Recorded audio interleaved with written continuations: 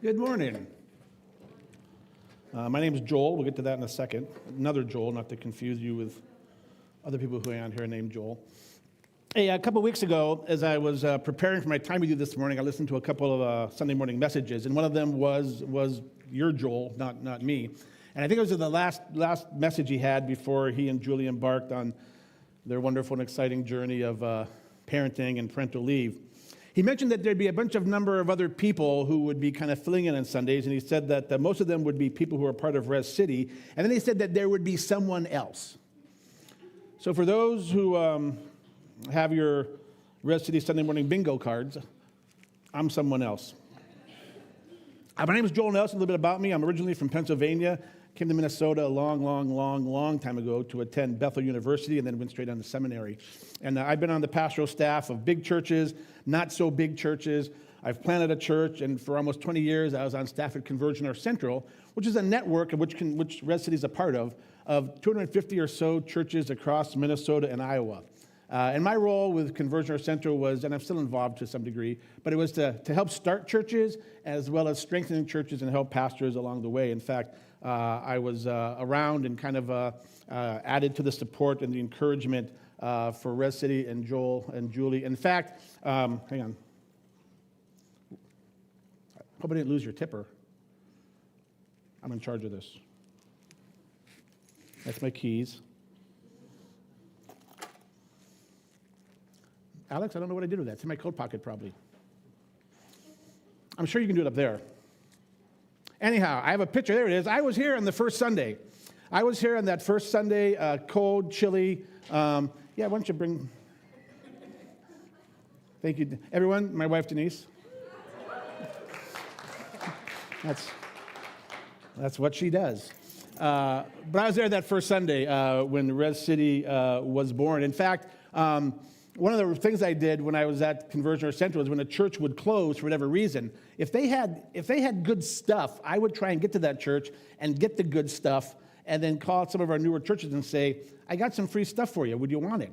And my understanding is you're still using some of that stuff from a church in Grand Rapids. So that was kind of cool to hear about that. My wife, Denise, who you met, been married about 35 years. We have 3 sons and their wives. They all live in the Twin Cities, so we're glad about that. And perhaps you know my oldest son, Caleb, he and his wife, Emma. Caleb came with me on that first Sunday in January, and he's been here ever since. So thanks for letting him hang out. Appreciate that a great deal.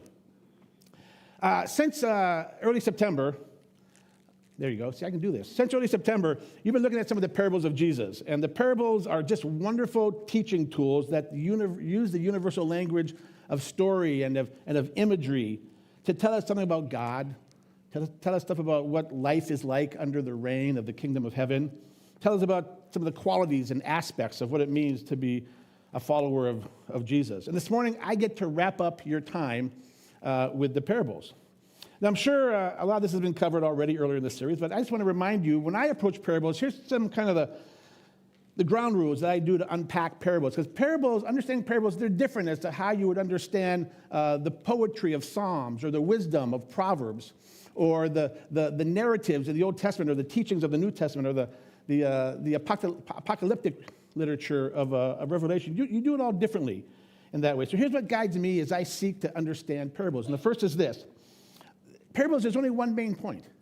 Jesus is trying to express something. He's telling a story for a specific reason. Maybe it's to answer a question. Maybe it's to clarify something. Maybe it's to offer an illustration of what he's talking about.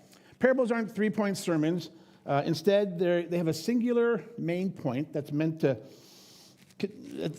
what's being expressed, what Jesus wants to get across. Not every detail of the story is important because it may not fit into that main point. Second, it's good to remember the context of which the parable was told and the people who first heard that parable. Obvious example is when I say the word Samaritan, what do you think of? Well, good. I heard it. You say good. I mean, the Good Samaritan. That was, if you're here in October, you heard a message on the parable of the Good Samaritan. That's how we refer to it. We have hospitals and nonprofits and relief agencies and social services organizations, which all have in their name Samaritan. But in the context of the crowd who heard that story, Samaritans were the enemies of the Jews.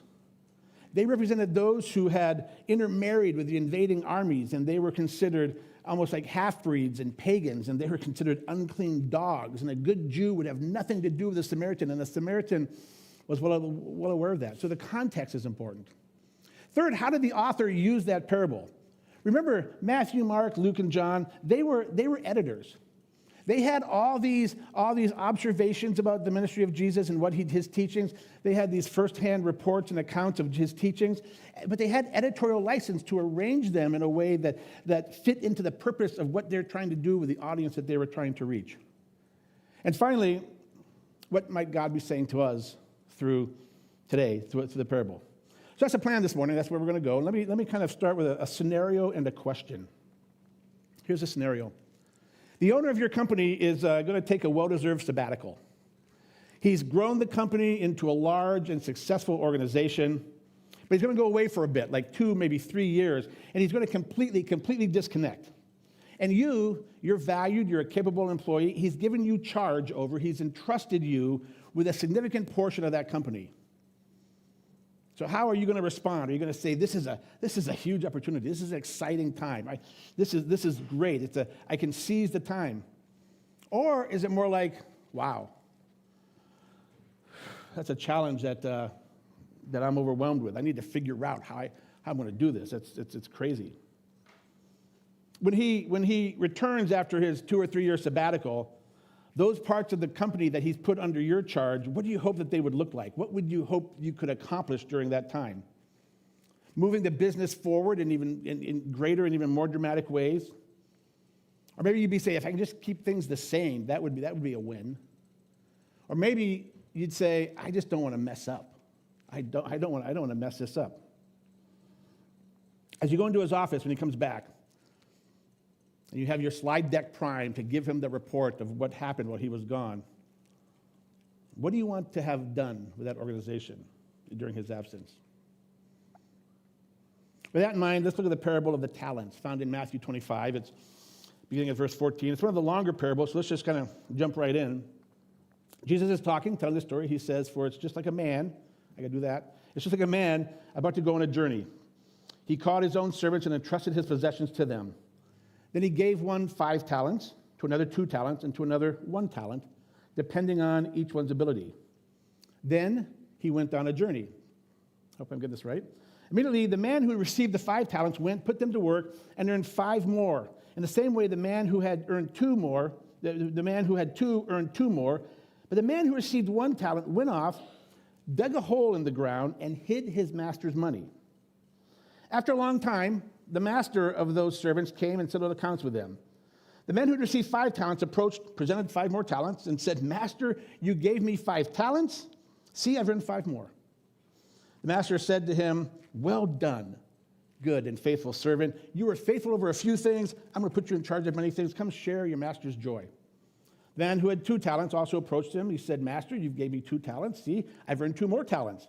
His master said to him, well done, good and faithful servant. You were faithful over a few things. I will put you in charge of many things. Come share your master's joy. The man who had received 1 talent also approached the master and said, Master, I know you. You're a harsh man, reaping where you haven't sown and gathering where you haven't scattered seed. So I was afraid, and I went off and I hid your talent in the ground. See, you have what is yours. The master replied, you evil, lazy servant. If you knew that I reap where I haven't sown and I gather where I haven't scattered, then you should have deposited my money with the bankers, and I would have received my money back with interest when I returned. So take the talent from him and give it to the one who has 10. For to everyone who has, more will be given, and he will have more than enough. But the one who does not have, even what he has will be taken from him. And throw this good-for-nothing servant into the outer darkness, where there will be weeping and gnashing of teeth. Okay, first of all,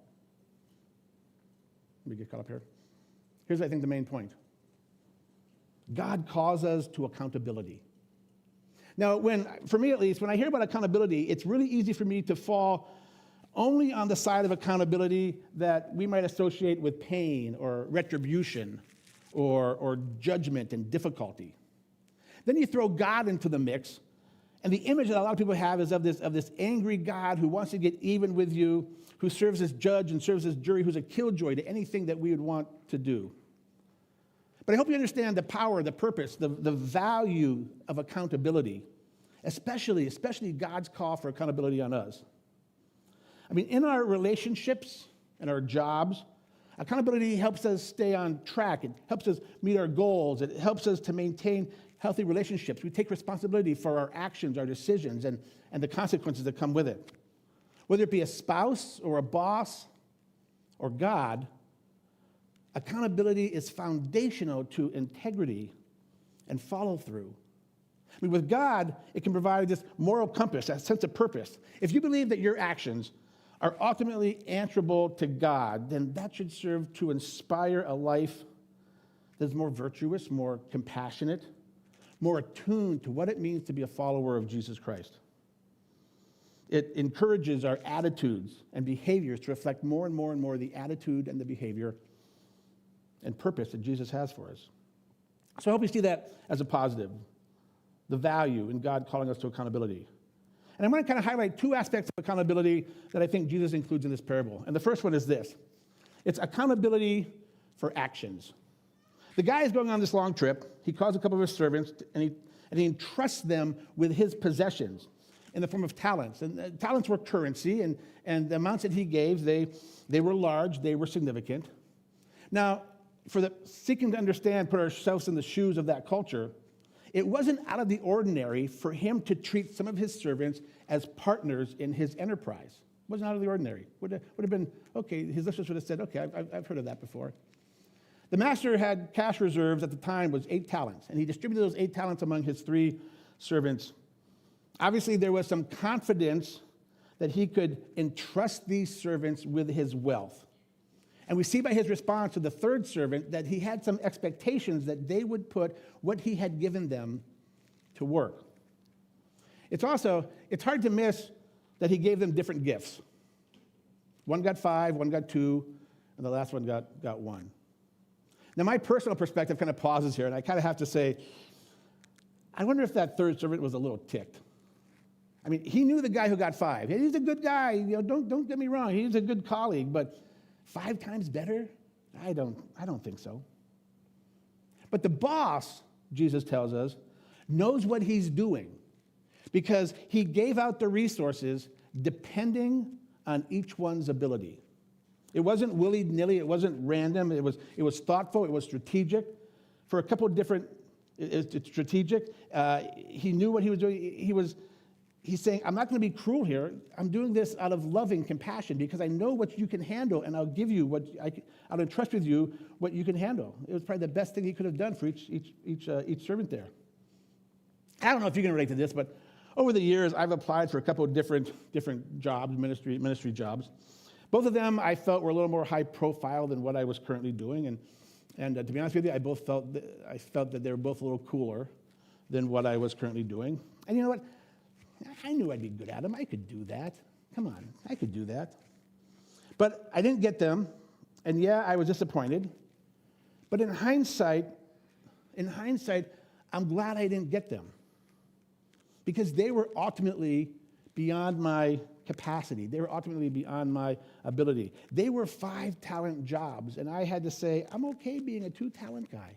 I can live with that. In addition to the different gifts, there's also different responses, which are also not hard to miss. For 2 of the servants, their responses were identified as faithful. To both of them, the master said, well done. Well done, good and faithful servant. You were faithful over a few things. They did their job well. Their faith was rewarded. They were given more responsibility, and they're invited to come sit at the master's table. The response of the 3rd servant doesn't reflect faithfulness. In fact, it reflects faithlessness. He basically tells the master that, he goes, I know you're a big shot. I know you have high standards. I know you're a shrewd businessman. You're a shrewd boss. I know you demand the best, but I was just afraid I might disappoint you, that I might not be able to live up to your expectations. So I decided to hide your money. I decided to hide your money in a secure place. Here it is, safe and secure, every penny. Count it if you want to. It's all there. His actions were the complete opposite of the first 2. he gave a speech. The first two didn't give a speech. He gave a speech to justify his inactivity, his faithlessness. He's more interested in what he didn't lose. His actions reflect the idea that in choosing not to risk, in choosing fear of taking a step backwards, that he basically chose to not step forward. The master holds all the servants accountable for their actions.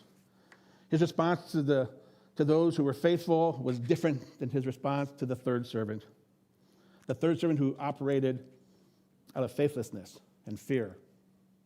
And the master's angry because he says, you could have put it in the bank and got me 0.25% interest. You could have got something for it. That would have been something. So he takes the money from the third servant who opted to play it safe. And he gives it to the first servant.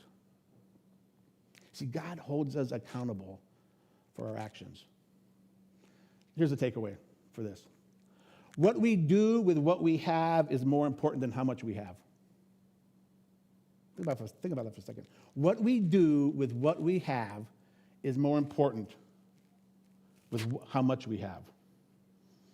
It doesn't matter how much each servant received. It's what they did with that. Over the years, I've had the opportunity to hear just a lot of great pastors and teachers and speakers at different conferences and seminars and workshops. And I mean, they open up scriptures in fresh ways. They connect dots that just go, wow. Never figured it that way. One of the teaching pastors of the church that we attend, he's good.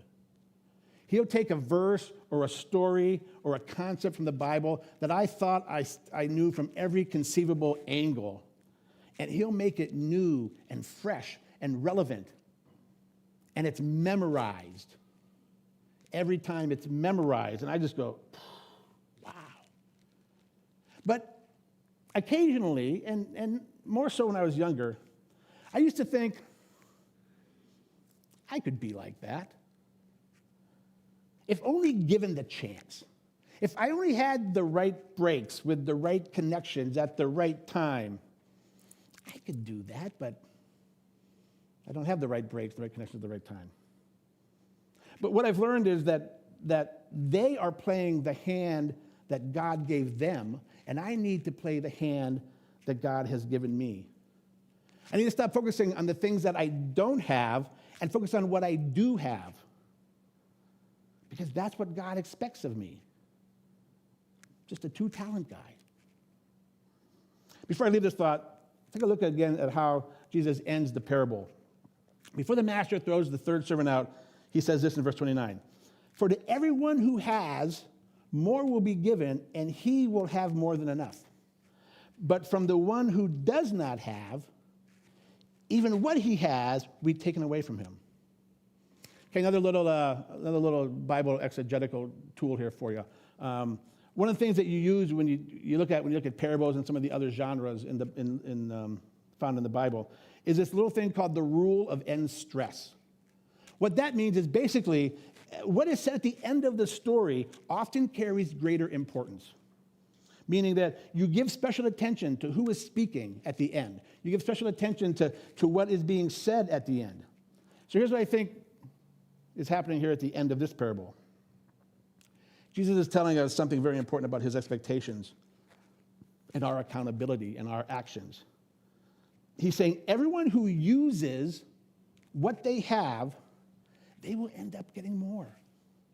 But the one who doesn't use what they have, then even that eventually is going to be taken away from them. For the follower of Jesus, it matters that we make much of what he has given us for his good. It matters both for us and him. Those who trust Jesus, those who seek to serve Jesus, are rewarded with more opportunities to serve him, to make good use of that which has been given. Seeking to be a follower of Jesus, we are accountable for our actions. In addition to our actions, we're also accountable for our attitude. The actions of the 3 servants were directly related to the attitudes that they held regarding the master and the responsibility that he gave them. The first two had an attitude that reflected the reality of the master's expectations, to take what had been given and to use it for the good of the master and for the advancement of the master's endeavors. Their attitude was, well, the master has given us this responsibility to continue to carry out the mission, the task, the work of the company. Their attitude was that the business, the work of the master, was now their work, and they got to work. They used what the master gave them, and they increased it. You see, their attitude was based on they knew the master well. They knew his expectations. They knew he would be returning eventually, and he would want an account of what they did with what he provided. Third servant, his attitude was way different.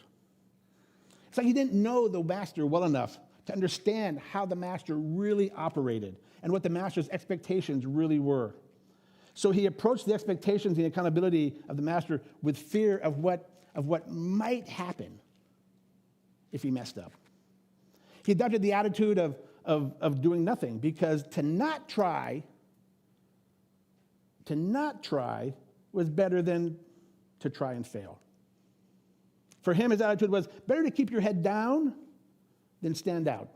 Better let someone else kind of blaze the trail, clear the path, than for him to kind of move outside of his comfort zone.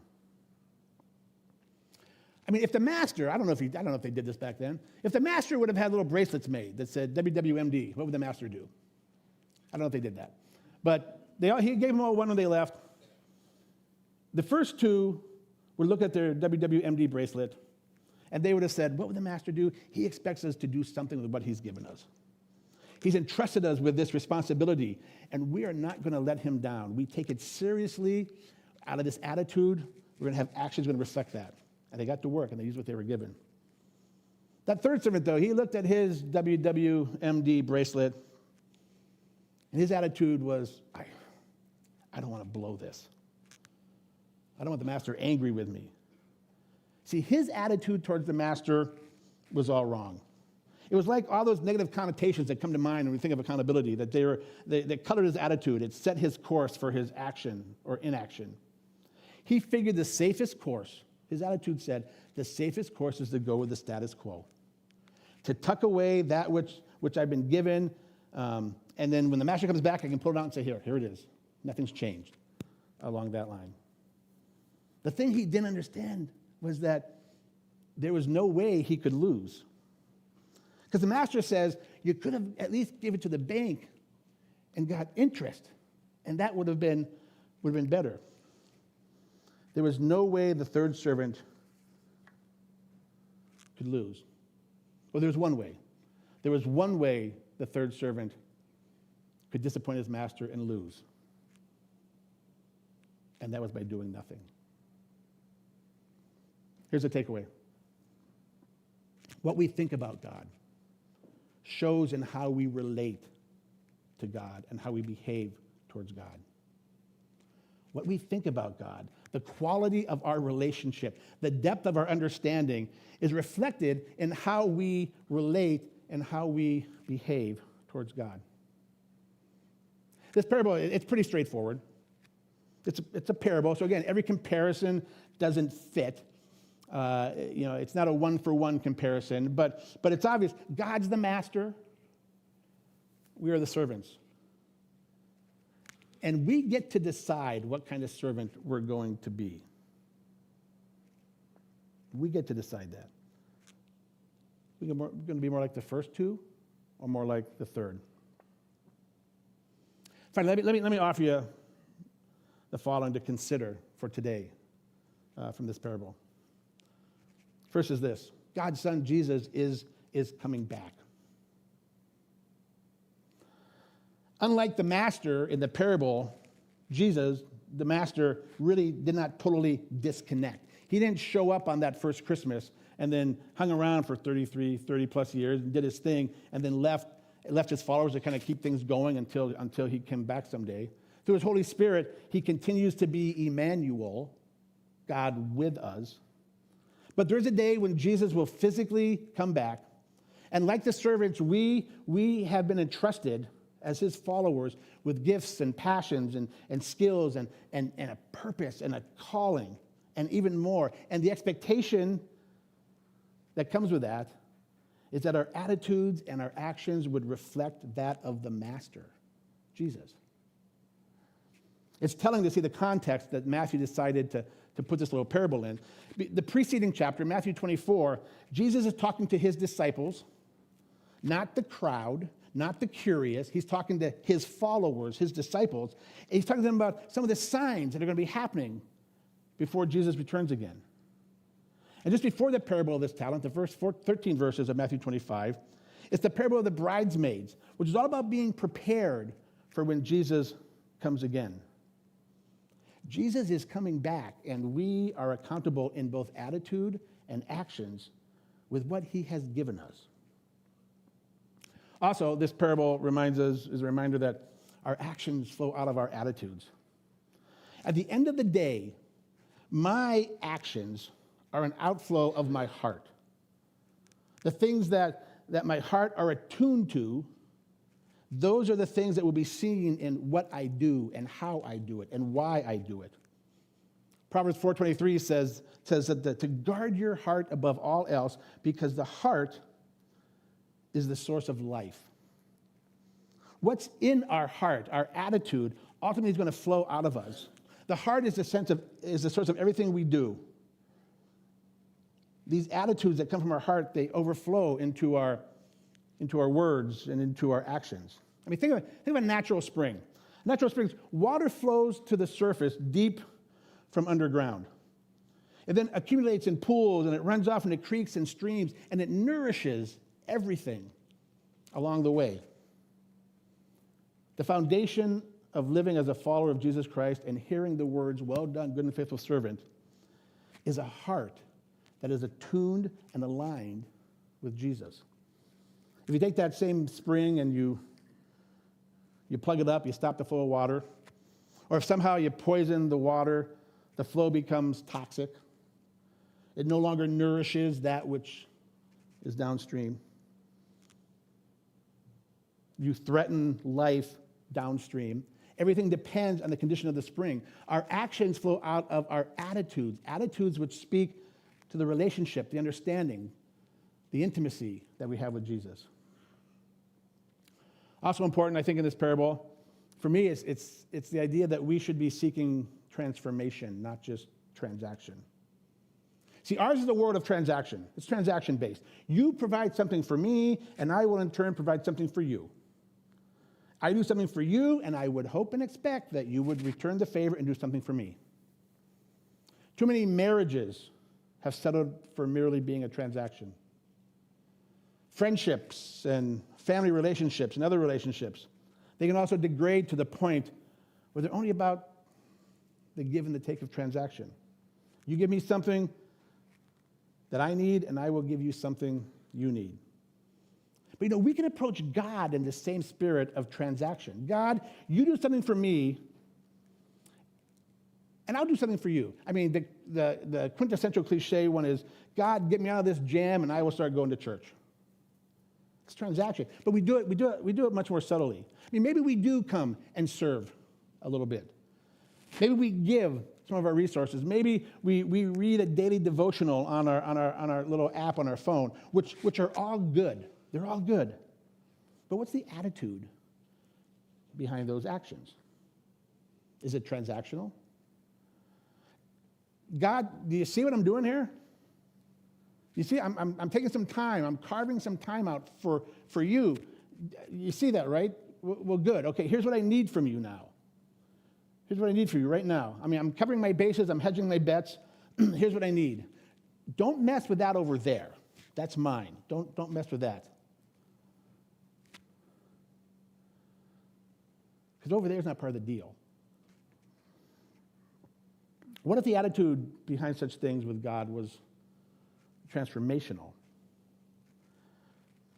Where the expectations of what God would do for you would be to change you, would be to transform you. That'd be a life worth living. Don't settle for a transactional relationship with the master. Settle for a transformational one where where you spend time with him, getting to know him deeper and richer and more intimate, and say, God, come. I'm doing this because I want you to change me to be more like you. Again, that's the path for the follower of Jesus to hear. Not just in the end when the master returns, but to hear him in the quietness of his heart say, well done, good and faithful servant. Finally, in being accountable to God, you need to avoid and resist drift. I mentioned I grew up in Pennsylvania on Lake Erie. Lake was a couple miles from our house, and in Erie there's a state park called Presque Isle State Park, and basically it's a 7-mile sand spit. It's a peninsula that kind of goes out and kind of arches around and creates a little bay by downtown. And on this peninsula, it's 7 miles of sandy beaches. And growing up, we spent a lot of summer days there at the beach. The best days were when the wind was strong, because the strong wind meant bigger waves. And because of the position of the beaches and east, west, north, south, and the way the wind blew, 9 out of 10 times, the wind would blow left to right, and the current would be pretty strong going left to right as well. So when we'd be in the lake as kids, and we'd be body surfing or tossing a football or playing or whatever, you had to pay special attention because you wouldn't notice that the current would be pushing you down the beach. So you kind of have to find markers on the beach. I mean, it might have been the lifeguard tower, it might have been some flags, might have been some other landmark, because the current would push and it would cause us to drift. And we would constantly, my mother would be always reminding us to constantly be checking to be aligned with those markers. There are countless currents that are slowly or not so slowly pushing us and ultimately changing our direction, moving us away from Jesus. And we settle then just for merely a spiritual transaction. I mean, many are subtle. Rarely is drift intended, but slowly our attitudes shift and we think less about God. Or we rationalize and we think of him differently, and then our hearts change and our actions change, and that reflects the drift. All you have to do to drift away from Jesus is nothing. That's all it takes. We all need an anchor, something that keeps us aligned to the markers that are on the shore. That anchor begins with, I think, getting to know the master better. Maybe your faith has stalled and it's stale. Maybe you feel that you just have enough Jesus to get by. I have just enough Jesus in my life just to get by. But you realize I'd probably be the servant who would bury the talent that's given, because you don't want to blow it. But you don't want to take any kind of risks either. Another part of that anchor is community, a community of those who are seeking to be more like Jesus, where you do it together, where there's encouragement and support and love and accountability. It's a place full of other imperfect people who are traveling together to support and encourage each other, so they may all hear someday Jesus say, well done, good and faithful servant. Well done. See, God has given me gifts and skills. He's given me resources. He's given me talents. He's provided me opportunities. And if you've made in faith a commitment to Jesus Christ, you also have gifts and skills and talents and resources and opportunities. And yours are different than mine. Mine are different than yours.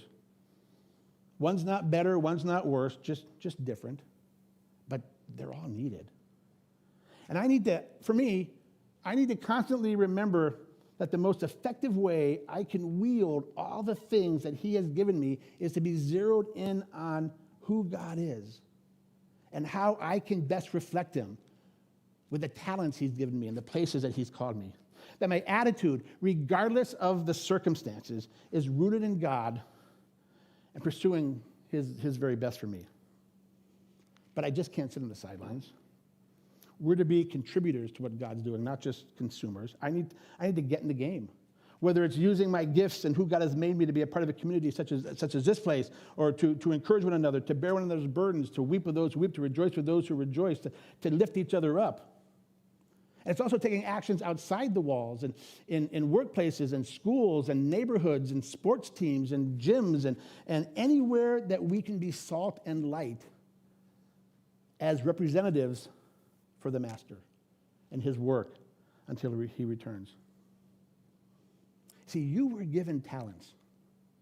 And you know what? They're tailor-made just for you. If you've buried them, what's holding you back? Is it fear? Uncertainty? Doubt? If that's the case, then maybe it would be helpful for you to reacquaint yourself with God and his son Jesus. Get to know him well. Ask him to shape or reshape your attitude. Ask him to direct your actions. And then take the risk. Don't hold back. Don't bury the talent. And when you do that, then you can listen to him as he says, "Well done, my child. Well done, good and faithful servant. Well done." Will you pray with me? Lord, thank you for revealing stuff to us in different ways. And in this case, Lord, may we accept that challenge, understanding, God, that you are seeking our best. You want our best. That you have a plan for us, a plan that is just tailor-made for us, and you give us opportunities and tools and resources to make that happen. So, Lord, I pray that you would work on our attitudes where they need work. You'd work on our actions where they need actions, Lord, and that we don't have to wait until you return to hear the well done. But we would hear the well done every day through your still small voice, through others we travel this journey with, and just that the Holy Spirit speaking to us, Lord. So thanks for that. We ask this in your name. Amen. Amen. We're going to enter into a time of response through worship and communion now.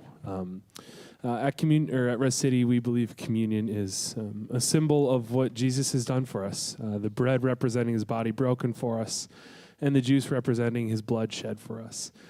So I liked what you said at the end there, to reacquaint yourself with Jesus. I invite you to do that during this time. Take communion and remember and reacquaint yourself with your Savior.